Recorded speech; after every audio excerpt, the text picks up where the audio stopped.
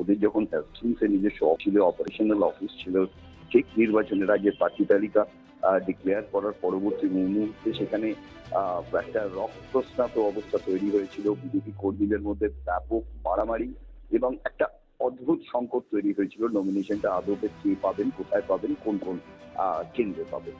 এখন প্রশ্নটা হচ্ছে যে এই ধরনের হায়ার মার্সিনারি নিয়ে যারা রাজনীতি করেন তাদের এই ফিডিং রাজনীতি আমরা যাকে বলি, অর্থাৎ কোথাও থেকে একজন কোনোভাবে ক্যান্ডিডেটকে নিয়ে এসে কোথাও ফিট করে দেওয়া, সেটা স্থানীয় কর্মীরা মানুক না মানুক, এই ব্যাপারটা তো চলে। এটা তো বিজেপির ক্ষেত্রে একটা নিদর্শন। এটা 2021-এ অনেক সাড়া জাগিয়ে অনেক কেন্দ্রীয় মন্ত্রী, প্রধানমন্ত্রী, স্বরাষ্ট্রমন্ত্রীদের নিয়ে যে মিটিং গুলো করেছিলেন তার পরবর্তী সময় প্রার্থী বাছাইয়ের ক্ষেত্রে আমরা দেখেছি হতে পারে।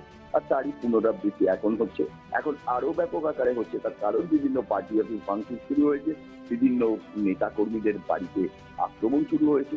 তাহলে গোষ্ঠীদ্বন্দ্ব যে জায়গায় দাঁড়িয়ে আছে, যে প্রমিসটা নিয়ে বিজেপি একটা সুস্থ সরকার দেবে, সেরকম একটি জায়গাতে তো বোঝা যাচ্ছে কিরম কেমন সুস্থ সরকার দেবেন তারা, এবং তাতে আলটিমেটলি মানুষের সম্ভবত বুঝতে সুবিধা হবে যে কাদের কি এই সরকার রচিত হবে, তারা এই সরকার গঠন করবেন এবং কিভাবে রাজ্য সরকার।